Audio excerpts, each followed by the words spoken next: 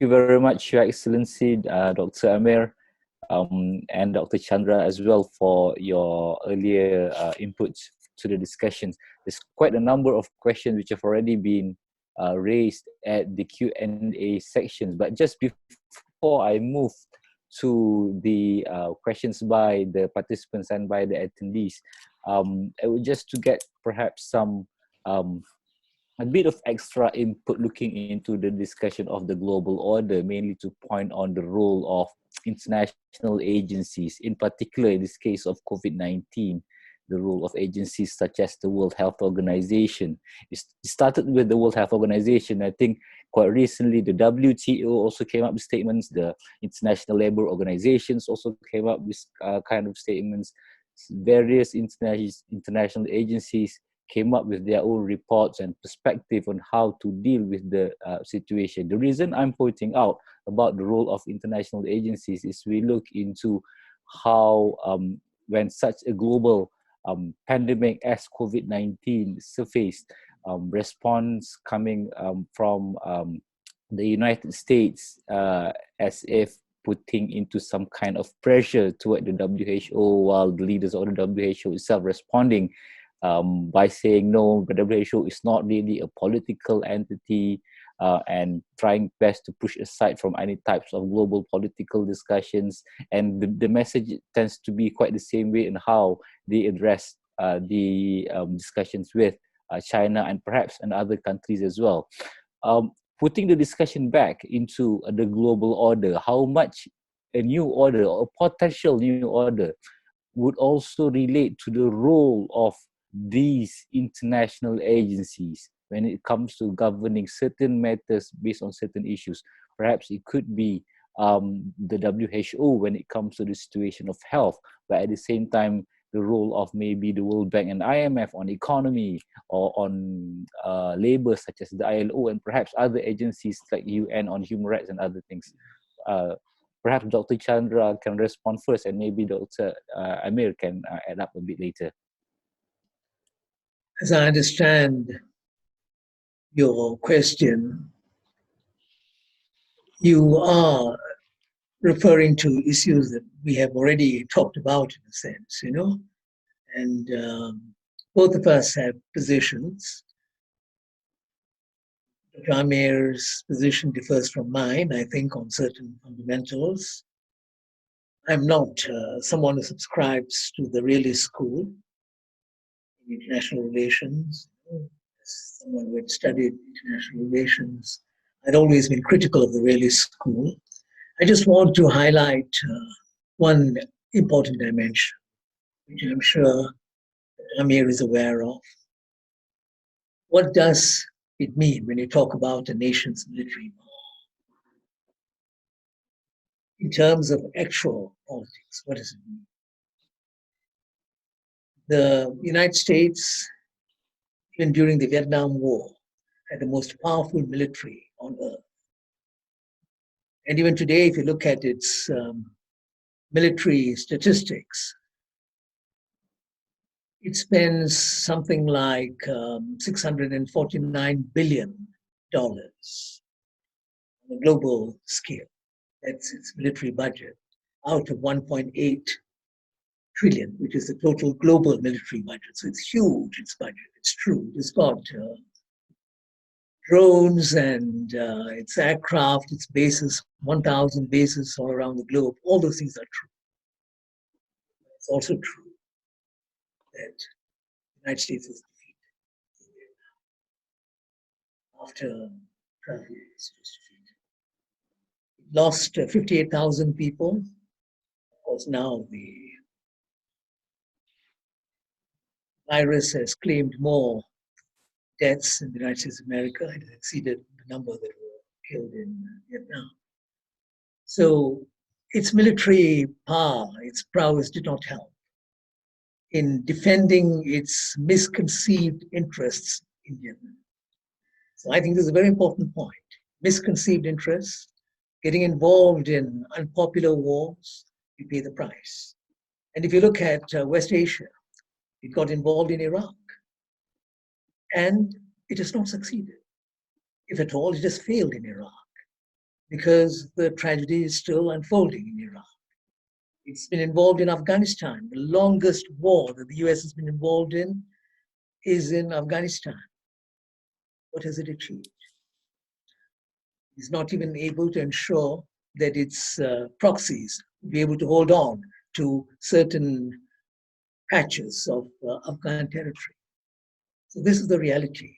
So the realists, when they talk about military power and prowess and so on, they miss this very important point. In the end, the real test is what happens in situations like Vietnam, Iraq, Afghanistan. It can go on and on. Total failure in Libya, the US. It was behind the military bombing. If you look at Syria, it has failed. So I don't think your military prowess means anything in the face of other realities. And these are realities that we cannot ignore. You look at the juxtaposition of actors, situations, and so on. You move into a certain situation, in the end, you pay a huge price. And what has it done for the United States of America? Getting involved in wars of this. It has sapped its economic strength. And that's the other point I wanted to make. Yes, you're right, Dr. Amir, about US's economic power. Again, it is from a certain perspective. If you look at world trade today, if you look at manufacturing, and most important of all, if you look at science, the Chinese in particular, but other countries have become formidable players as far as science is.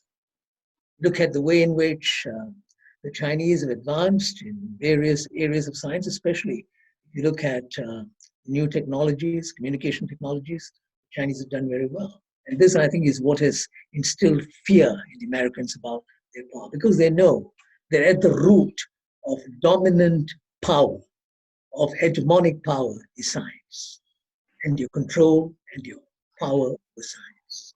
As far as that is concerned, the Chinese and some other actors are really making tremendous progress. And I'm sure Dr. Amir is aware of this, that the person who understood this more than a century ago was Said Jamaluddin al-Afghani. He said that, the essence of one's power is your control over science. And the Chinese have shown this. Look at just Huawei as a manifestation of this, but also their 5G technology and all the rest of it. I think the Chinese are formidable. I agree with Amir that, yes, the United States is still there as the top dog. The situation is changing, and the realist approach to understanding geopolitics and world politics doesn't help. Because reality is shaped by other forces, not just your military hardware, not just economic statistics about how your banks are performing and how your stock market is performing. You can have the stock markets that are performing very well, but the economy may be crumbling at the same time. Okay, just, I would respond on your question and maybe a few additional observations. On international organizations, there is a general tendency that they are losing in importance as actors in the international arena. Just take, for example, the EU reactions of the EU or the UN. I mean, it's very weak. From the other side, states as actors in the system, they are becoming more powerful, more important. You have very powerful governments, borders are closed. So this is the tendency. I don't know how long this can last. Will international organizations take over the role that they were playing in the multilateral world? We have to see. But at the moment, I think the states as actors are a bit more important. On these issues that Dr. Chandra raised, I actually agree with him on all points. I said in my introductory part, it doesn't mean that I prefer what has happened in the past. I was just sharing realities. And there is a paradox that this realist school of thought, actually they were the most critical of American expansion in Vietnam, in Afghanistan, and Iraq as well. If we take, for example, Mearsheimer, Waltz, these two leading figures who actually even gave us theories of international politics, they were the most critical of, they call it liberal hegemony. They don't like America to project power anywhere and everywhere. They just like to project them in those key areas that I mentioned earlier. So, yeah, the US has failed. We are all witnessing, but great powers, they can fail, and it doesn't affect them that much, unfortunately. Straight away address the questions which have been posed by the attendees. There's quite a number of questions now. I will start with the first question by Dr. Sharifa Munira Alatas. So the question is regards to the basic concept of modernity. I'll just read through the questions once, and then I will put in the points. This is a question for both speakers. How do we think about and respond to the concept of modernity, which is the fundamental goal of the liberal international order? How can developing nations, I think this is the main part, how can developing nations respond while addressing the issue of Western hegemony and imperialism? Shouldn't we start to impose idea of post-colonialism thoughts of Edward Said, Iqbal Ahmad, Franz Fanon, and Said Hussein Alatas? How do we get Trump's and Xi's, Trump's US and Xi's China to discuss this and revisit the ideas of the Enlightenment? My sense of the main part of this question is how the developing nation responds to the point of the discussions about this new world order. Perhaps Dr. Chandra can start first, and then Dr. Amir can share later. Thank you. Very brief response. In my presentation, I in fact alluded to this, because I'd argued that we have to look at rights from a different perspective. That perspective is something that is outside the modernity paradigm. Likewise, I talked about governance and the importance of the middle path. This is not part of post-Enlightenment literature, this sort of thinking. So new thinking is needed. And new thinking means drawing from our own wells. Use the words of Gustavo Guterres, Latin American thinker. We draw from our own wells. We try to develop our thinking about issues of this sort. And I think this has come to the fore. Governance is a very good example. And again, we go back to COVID-19. What does it show? That sometimes you have to take certain measures to protect your borders. You have to take measures that some people may describe as draconian, but they're necessary in order to protect life. And you see this as vital because you know that life is important. What is the point of talking of the rights of the human being when you cannot protect human life? So I think these are considerations which we should keep in mind. I'm one of those who's not a fan of modernity in that sense. I'm very critical of the project itself. It doesn't mean that you reject various aspects of modern life. I'm just looking at the intellectual project of modernity and how it is linked with not just international relations, but nation building and all the rest of it. I think our challenge is something else, and we have to address that challenge from the perspective of our needs and from the perspective of the needs of human beings everywhere. I think one of the great tragedies is that we have deviated quite a bit from what I see as the essence of the human challenge. We have to go back. How would developing nations respond to this crisis? Well, I cannot speak on behalf of many different countries. Let me just say a few words about my own country.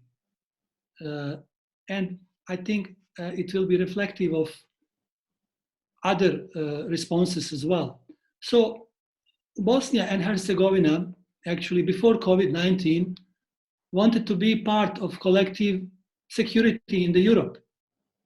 Why do we want to have this collective security? Because we don't like to have a multipolar concert, European concert, whereby different European powers will compete with each other. We rather believe in a system of collective security. This was our goal, and COVID-19 will not change anything in this regard. We will just stick on with this goal. And the response of other developing countries will actually largely depend on their geography. Where are they? What are their strategic goals? Are they neighbors of great powers or they are far away? So I think it will depend on that essentially. Of course, there are many other factors, domestic, individual, who is the leader, some domestic considerations, but I think the great power politics which will very much determine the behavior of developing countries and small nations, because we are actually shaped by medium and great powers and not vice versa. This is my opinion. Yeah.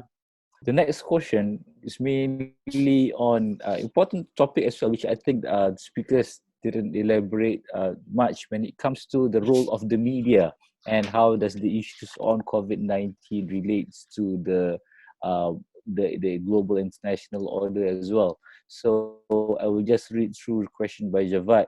I would like to hear the views from Dr. Chandra. Dr. Amir can also add up as well later on the impact of COVID-19 on the media. Given the power of the new media players, social media, citizens media, and the fact that everybody is able to voice his or her views and watch the achievement of centers of powers, in his view, Javad's view, mainstream media will be forced to be more transparent, accountable, and responsive towards the public. I also believe that public broadcasters are also forced to move towards the public and be the voice of the public. Just to add up on his second point, given the destructive role of fake news, I believe that public service media have responsibility to be transparent and accountable towards the public in order to win the trust of public and reduce the impact of fake news on the society. So that's the questions by Javad, but perhaps some comments on the media and how does it relate to the world order in the situation of COVID-19. Dr. Chandra? Well, I agree with what Dr. Javad is trying to say, I think, about the role of the media. I'm also very concerned about fake news. I think in a crisis situation like this, the most important criterion for the dissemination of news has to be honesty, transparency, and a deep sense of responsibility. I wouldn't want to report on something or do an opinion piece if I know that there are issues that are questionable. I should refrain from saying something in a situation like this. So I would expect reporters, editors, commentators, and others to be extra responsible, to be more honest than usual in dealing with a situation like this. Can you imagine if we disseminated figures which are false, or if we talked about cures which are unreal, or if we talked about a certain crisis in a certain part of the country which is not true. So I think that sense of responsibility is very important. Media, in particular, has to play that role, but others too. Academics, activists, politicians, you all have to be responsible. I would see that as very, very important virtue in dealing with situations. Honesty, responsibility. Just very shortly, it seems that media is nowadays more important than in a normal time. That is obvious. And responsible reporting is also more important than in normal time because of spreading, as you said, fake news. Probably many of us have been able to maybe read some fake news, some news that spread panic, some even promoting conspiracy theories, spreading fear, which is irresponsible media behavior. At the same time, we should also understand that people in media are somehow also in front line. Some of them, they go out, they go at the press conference, they are working full time.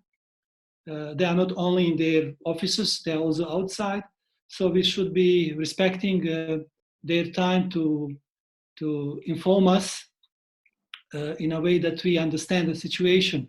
So we are all spending a lot of time reading and watching and listening. We are really following too many sources, and we are well informed. So this is the time actually of media to make a difference, so that we understand who is playing what kind of role. Yeah. Thank you, Dr. Amir. I'll move to the next questions or comment by Andrew Koo, mainly addressing this to Dr. Chandra. I think Andrew was responding to Dr. Chandra's speech earlier. I'll just read through briefly. Dr. Chandra speaks about the failure of the West, the US, the UK, and France, but he does not speak of the success of Germany in dealing with COVID-19 pandemic. He speaks of the success of East Asia, but does not note the failure of Japan, indeed the unpreparedness of Japan. Is this a turning point? Is this the turning point moment? So he gives an example in the Russian-Japanese War of 1904-05. We saw the triumph of the East over the West. When the Japanese sank the British ship, the Prince of Wales during World War II, and in the initial defeat of the Western colonial powers, the image of the invincibility of the West was shattered. But now what we are seeing is the shattering of the invincibility of the US and also of Japan. China's and Vietnam's success may be due to their authoritarian regimes. Russia's early generosity in donating PPEs is now being shown up in their inadequacy of testing. So where will be this new world order in this post-COVID-19 world, and what will be its characteristic? Andrew also add up in the later that he mentions that commenting to Dr. Chandra's speech earlier, that regarding the Chinese Navy did not historically annex any territory. What about the while that may have been true historically, the incident of the spread list surely debunks that idea. Based on those comments by Andrew, would you like to give some response back, Dr. Chandra? Yeah, thank you. Now, the first point about different countries and so on, we are not doing an evaluation of the performance of different countries. We are making some comments about certain dominant powers in relation to the New World Order, because that is the topic that was given to us. And we are comparing the shifts in global power. I think as a general proposition, that is true.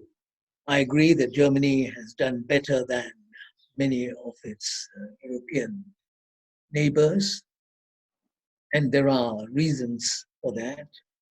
And likewise, if you look at other countries, Singapore is an example of a country that seemed to do well at the beginning, but now the reality about its foreign workers has emerged and having different thoughts. So things like this happen. There are societies which go through ups and downs, and has to, I suppose, evaluate the situation as it is. But the general proposition is what counts for. Now, his point about Andrew's point about the Japanese and in relation to the larger inner situation, I think there is a critical point about Japan that has been overlooked by a lot of the media. If you look at the way in which Japanese culture, as against its elites, as against those who are involved in a particular situation like this, look at Japanese culture. It has got mechanisms, very deeply embedded mechanisms, which allow it to deal with situations of this. Just as the Japanese have done a much better job than many others in dealing with earthquakes and earthquake situations and so on. So likewise here, you find that in terms of cleanliness, it is deeply embedded in Japanese culture. So when you go and tell them, sanitize and all the rest of it, it's like taking coal to Newcastle, that sort of thing. The Japanese know these things and it has to be done. Now, where they haven't done that well, I think is partly because of the Olympics, and they're concerned with the Olympics. And that's the reason why I think they shifted in some of the positions. That's putting the Japanese issue in context. And I think Andrew had some other question too, apart from what I've responded to. Regarding China, so when you mentioned earlier About Spratleys. about China and That's the right. Spratleys Islands. Yeah. Well, I think one should respond to that because there's a lot of misunderstanding as far as the Spratleys is concerned. I disagree with China's notion of its suzerainty, of its jurisdiction, in a sense, over the whole of most of the South China Sea. I think that's untenable. It is unsustainable, the argument the Chinese have. And I wish that ASEAN will take a more robust position, but first ASEAN has to be united on this issue. At the moment, ASEAN is not united on this issue. Laos, Cambodia have a different position, and so on. But they must achieve a certain degree of unity and tell the Chinese that this notion of 85% of the South China Sea is China's, I think that's untenable. The Spratleys, from one angle, you see it in relation to that.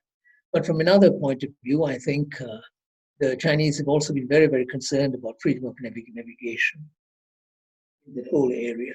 They have also been very concerned about other countries asserting their military power, which people don't even talk about. The United States has been asserting its military power in that region for a very long while. If you look at the Philippines, if you look at U.S. behavior as far as the seas in this part of the world are concerned. Now, the Chinese have come in, and of course, for China, the South China Sea is seen as part of China's larger geopolitical area. It's something that they want to exercise a certain degree of control. I don't support that, but on the other hand, I think we are in a position to discuss this issue, negotiate with the Chinese. The Chinese have negotiated with a number of countries on various issues pertaining to land and sea, and they've achieved a certain degree of agreement on some of these issues. I certainly wish that there would be a peaceful resolution of this. All countries are open and they're not influenced by other actors outside the region who are pushing them in a certain direction. And the Chinese themselves, I think, as I said, the basic position has to change. It's seeking total suzerainty, jurisdiction. While we are on that point on China, I will straight away move to the question by Dr. Imran Ali Sannau. Okay, still on China, Dr. Imran mentions that China is a rising power. It took start from soft power and impressed more to underdeveloped world. Now it is moving towards hard power. So he gives an example of the Sri Lankan port, Gwadar port, Djibouti port, and Arms Strait. I think it's China, how China will sustain the pressure of other emerging or regional powers. If Dr. Chandra wants to add any point on that. I would be very concerned if China exercises hard power. At the moment, I think the Chinese, by and large, have refrained from doing this.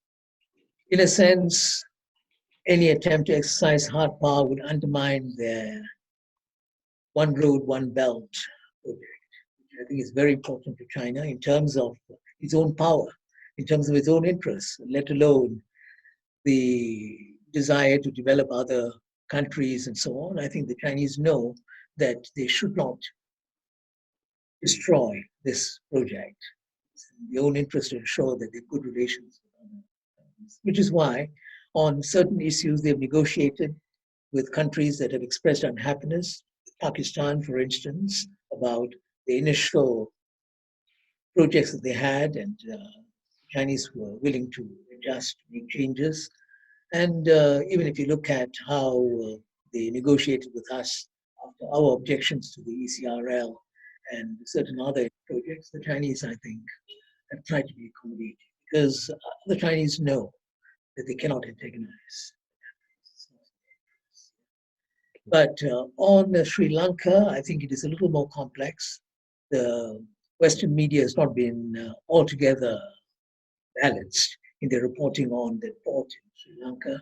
You know that the whole idea of Chinese involvement in the port was something that actually came from Sri Lanka itself, because they turned to other sources for financing, and no one was prepared to help, including the Asian Development Bank, the World Bank. They were not prepared to help. In the end, they negotiated with China, and the Chinese accepted quite a lot of the terms, including terms which in the end turned out to be one-sided. One-sided meaning by which those terms favored China more. So these are sometimes things in the media that one has to ignore. But nonetheless, I think I'm glad that the government in Sri Lanka, that over, had to look at it anew, and there is some attempt. Thank you, Dr. Chandra. There's a question being addressed to Dr. Amir specifically in regards to talking about new world order. So if the world is moving towards the new world order, what will be central point of that order, whether it's going to be military, economy, or is it something which is more like healthcare or political system, or based on certain ideology? Do you have any response on that, Dr. Amir? Yeah, I can basically repeat myself. If you look into these two perspectives that I have shared, realist and neo-realist, they look into several factors. One is geography. Second one is power projection capabilities. And when we speak about this one, we speak about defense spending, economy, and population. These are the factors that will determine, that are determining order today and will be determining the order tomorrow. And maybe I can add, and related to previous questions, because China is rising very fast and very rapid, there is this dynamic nowadays between ruling and rising power. The US is a ruling power and China is a rising power. And whenever there was in history of humankind a ruling power and a rising power, and the rising power has a chance to take over, there was almost always a very, I would say, dangerous dynamics. There was a book called Thucydides Trap, written by Graham Allison from Harvard University, where he warned that we are moving into that direction. And he mentioned actually, I think maybe some 15, 16 cases, out of which maybe only few of them resulted without war. All other historical cases with ruling and rising power actually resulted with a war. So we should be careful. I mean, these two powers should be careful not to, sometimes even they themselves cannot actually decide or cannot predict what will happen, because this is very dangerous dynamics. So I just wanted to add this point on this issue as well. Because if China is rising, continues to rise, then we are going to face that dilemma. Will ruling power allow a rising power to take over? There is a thesis by Professor Mearsheimer from, even he wrote this famous book, The Great Tragedy of Great Power Politics. He wrote about this issue in 2001 already, and he said in his book and in his offensive theory that China cannot rise peacefully. He believes and he argues that if China continues to rise, there will be a conflict. because US as a ruling power will not allow rising power to take over. So this generation, I mean us, we are living in this world where we have a rise of China. China, as I said, in last decade, almost doubled its economy. If it continues growth, it will take over the US sometime, and we have to see what will happen. And I think this is really important dynamics that we all should be concerned about. Thank you, Dr. Amir. I'll move straight to some of the other questions. I will address, I think, an interesting question, more like a combination by Piet Khaidir from Indonesia and by Alan Sarte. So these questions are mainly regarding to non-state actors. I'll read through one question by Piet. I'm Piet from Indonesia. Thank you for the informative lectures. The question is about non-state actors. I would like to hear a response from both speakers. If social media, I think relates to media practitioners and also tycoon businesses, are part of non-state actors who have damaging roles if they do not have a philosophical virtues for global ethics.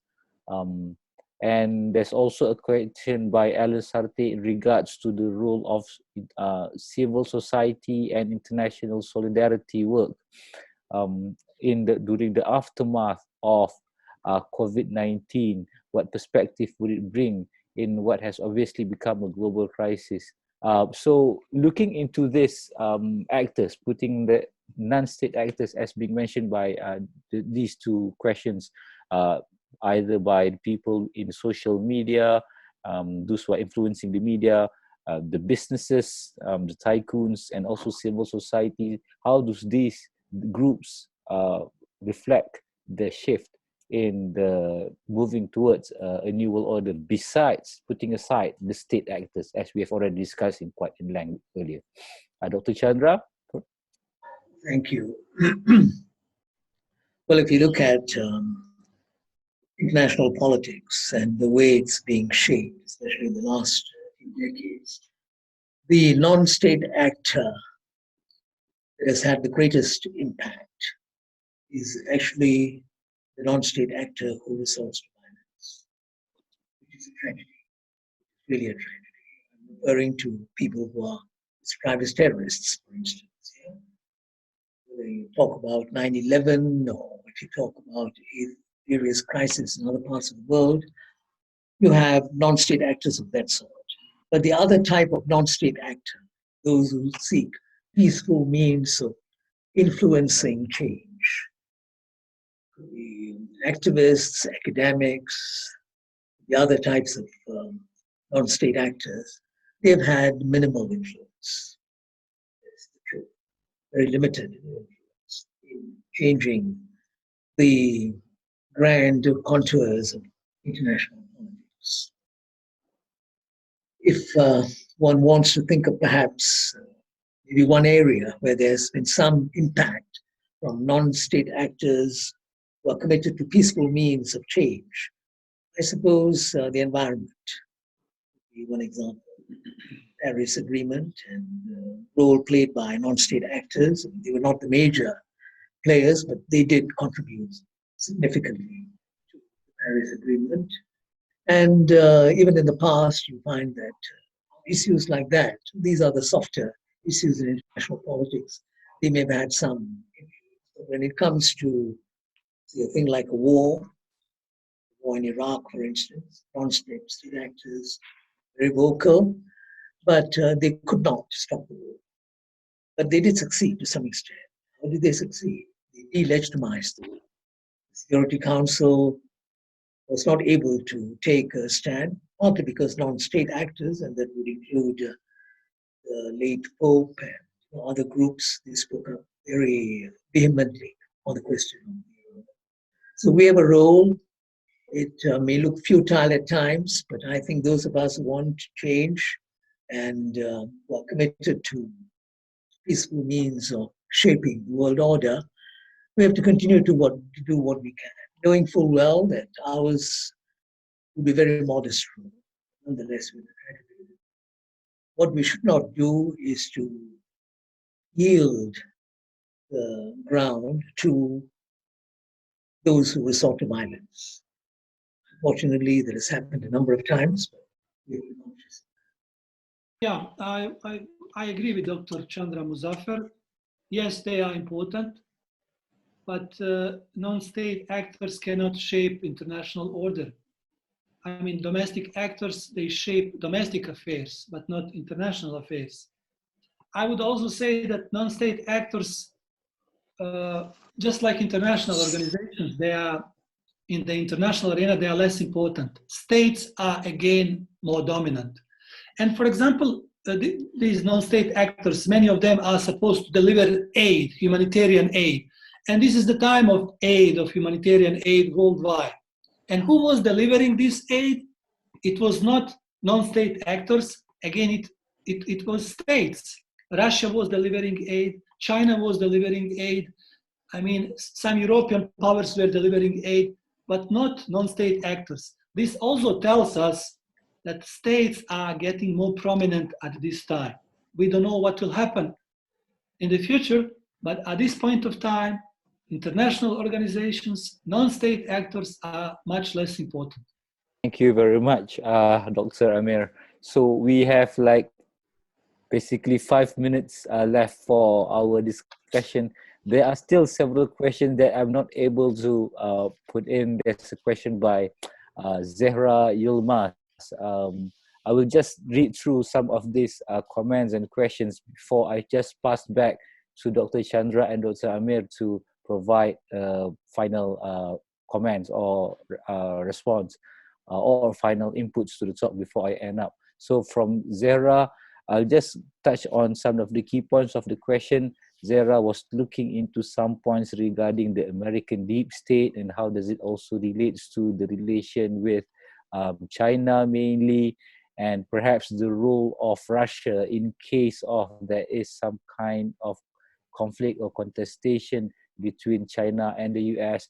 The question by Zara is specifically addressed to Dr. Chandra. So next, there is a question by Adriana talking about post-COVID-19. Will there be more evolution of alternative financial systems and disruptive economies to ensure more equitable share of wealth? How can the average person take advantage of the new normal? There's also another question by Yusuf Ghani. How do you estimate the shaping of new regional or non-regional integration of some countries due to the bilateral or multilateral role of them in the post-COVID-19? Dr. Imran Ali Sandano mentioned about a concept of multiplicity world by Professor Amit Acharya.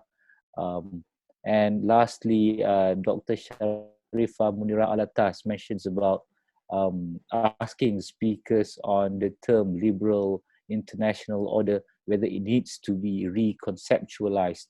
Liberal conjures up a false consciousness globally in many parts of the developing world. It means imperialism.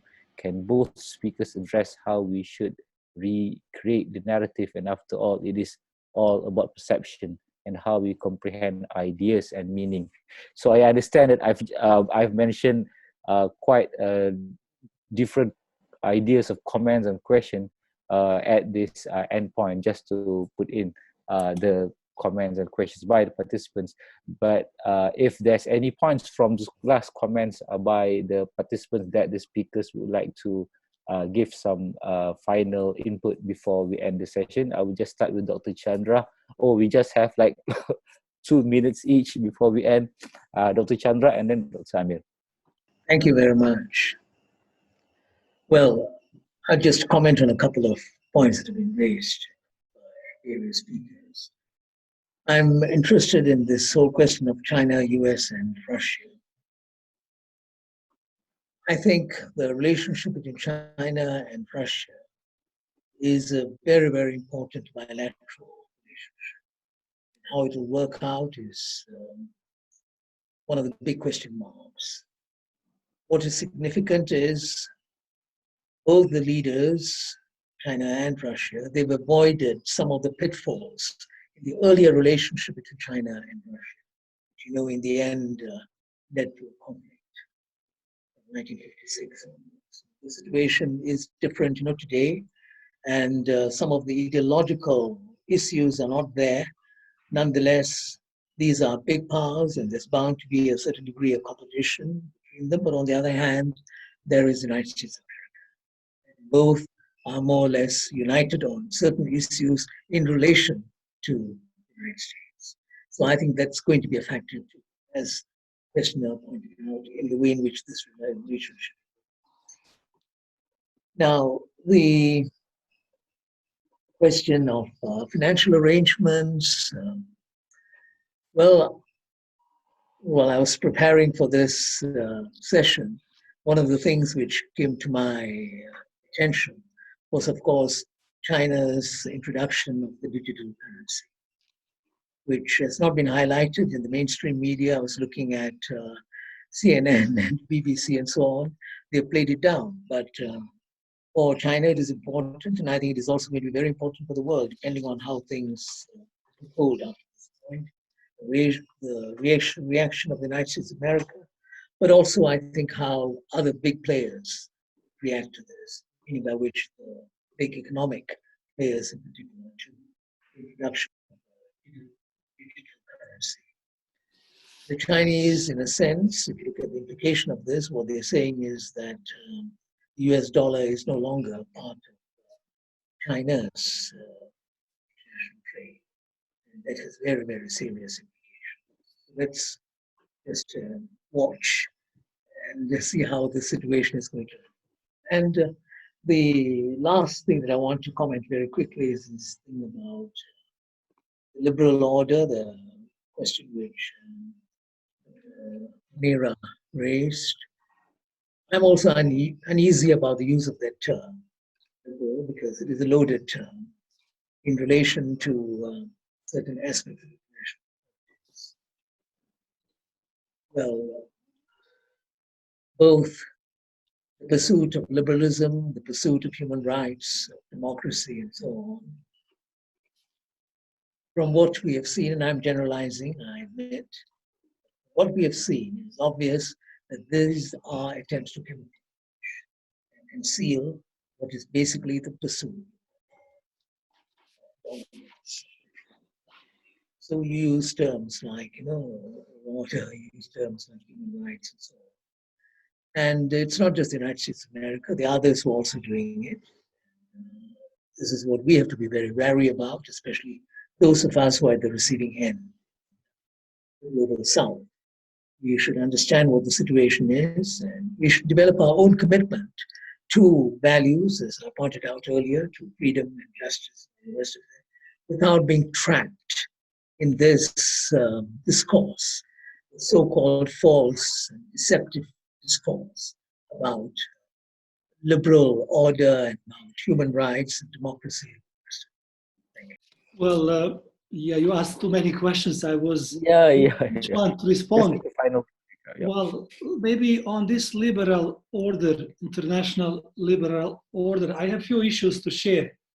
Well, I would say that this international order after the Second World War, everyone has some benefits from it, including China, which eventually was rising as a result of being part of such an international order.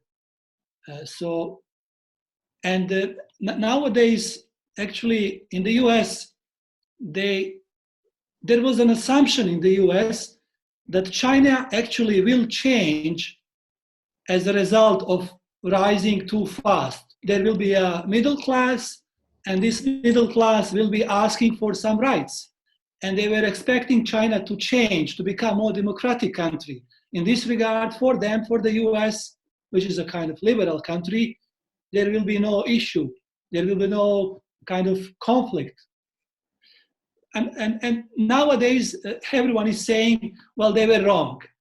It has proven to be wrong. China was rising, there was a new middle class, but China did not become more democratic, even though it has so many benefits from the international order. which was to some extent very liberal.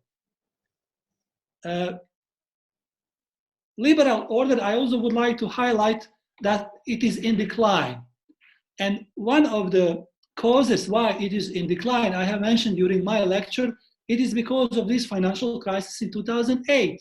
As the result of this crisis, we have more nationalism, we have more populism, we even have more nationalism among the EU member countries, not to speak about some other regions where democracy is not as popular as it is in the Europe.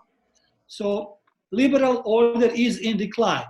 How long does it take? How long can it take? I'm not sure about that. Again, I can speak about my country.